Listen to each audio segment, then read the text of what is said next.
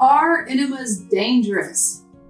Now, it's one thing to have a legitimate reason for saying some therapy or procedure is dangerous or not effective, but it's an entirely other thing to say that it's dangerous because you just don't understand the therapy or have no experience with it, or you're not trained on it, and you have no evidence that it's really problematic.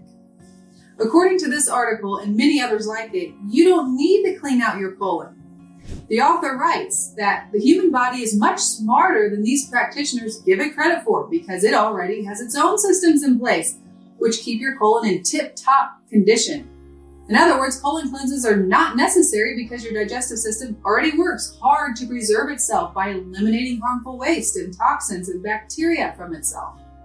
Here's another one from a medical doctor saying colon cleansing is unnecessary because your body already does it. I see these articles a dime a dozen. All of a sudden, they sound like us holistic docs saying that the body is equipped to heal itself.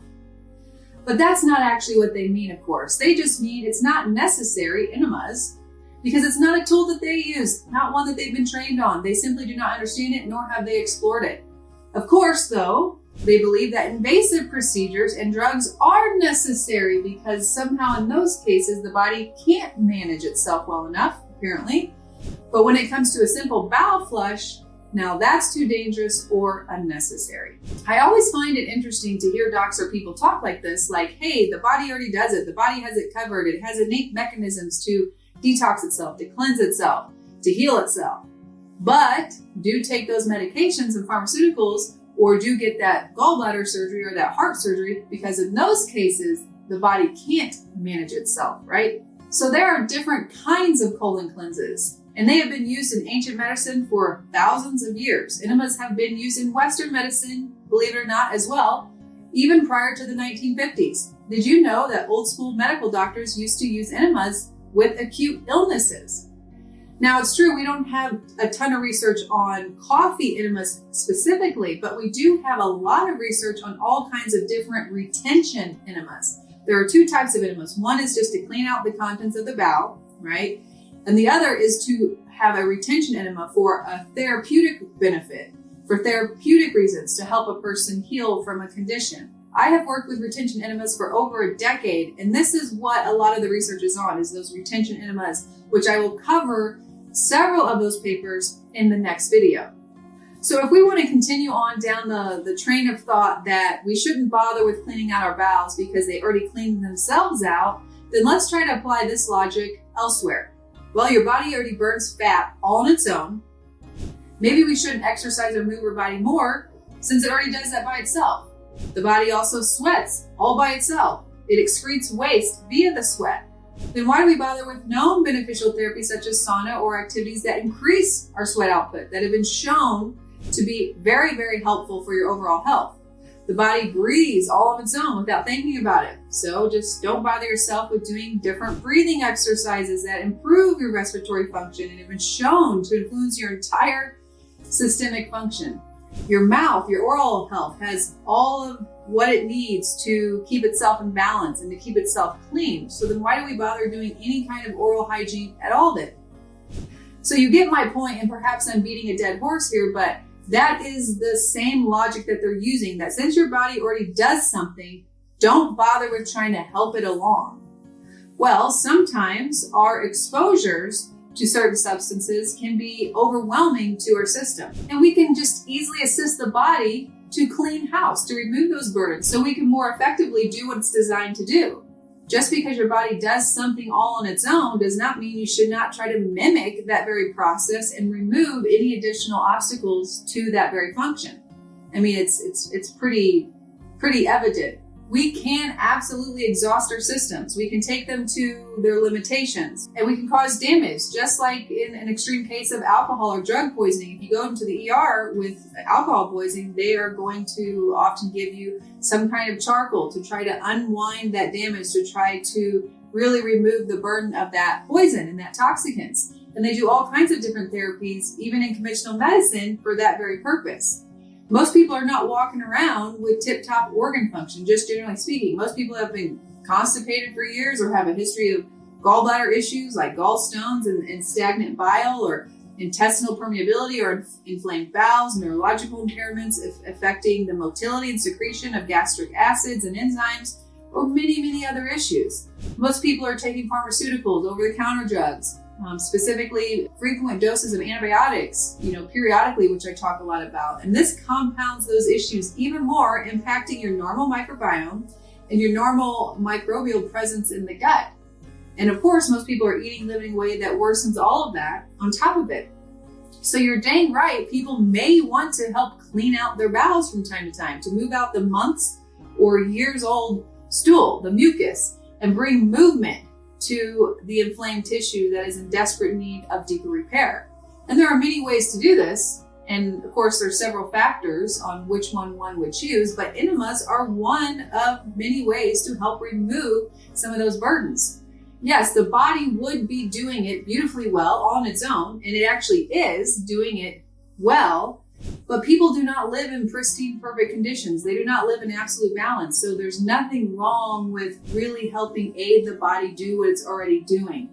Today, enemas are used to clean out the colon, to prepare for different types of diagnostic tests like colonoscopies in the medical setting.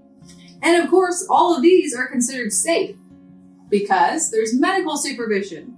That's one major premise in conventional medicine that I always have an issue with, that an individual could never understand how to assist their own body in healing. So they should always consult the gods in the white coats for any and all matters with their health. But that's just not the case. You can help yourself heal. You can learn from your own body what it's trying to do and mimic that behavior in a safe and effective way. Now, in the 1900s, American hospitals and doctors' offices were equipped with colon irrigation machines, and that flushed warm water through, the patient's colon. These therapies were used to help even relieve headaches, fatigue, acute colds, and other conditions.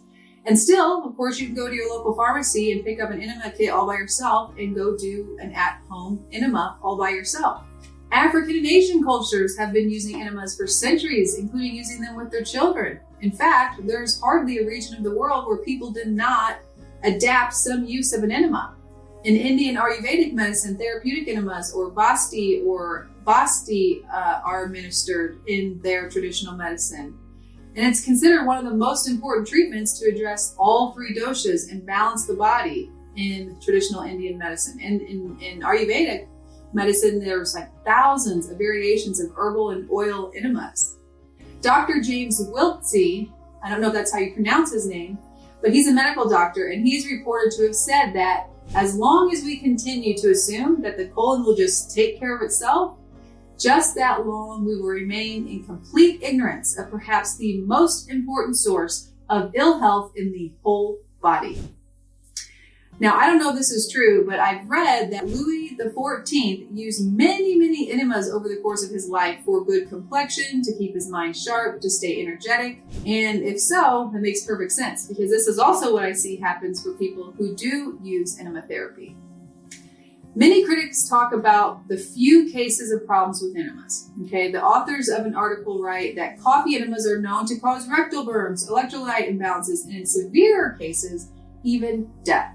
Yes, when you do any therapy wrong, it can cause issues. Luckily, doing an enema is pretty straightforward, that these types of mishaps are really extremely rare. You can find a case here or there in the literature, but it's very uncommon. And in fact, over the last 50 years in PubMed, you can really only find about 40 articles on coffee enemas, and a handful of them talk about rectal burning and the rare case of like an 80-year-old woman dying after doing an enema. So these things are very rare. But do you know what is not rare? Iatrogenic deaths. That is, deaths caused due to an ill effect by any medical activity. So that means any kind of diagnostic procedure, an intervention, treatment, error, or negligence. Those are not rare. Those are bountiful. And they are one of the top reasons people die across the world. Some studies report that over 180,000 deaths per year are due to iatrogenic causes. Some studies report over 400,000. There's some discrepancy in that number, but regardless, it's clear that the statistics are difficult to really lock down due to reporting and data collection issues for obvious reasons, but a lot of people die due to medical treatments.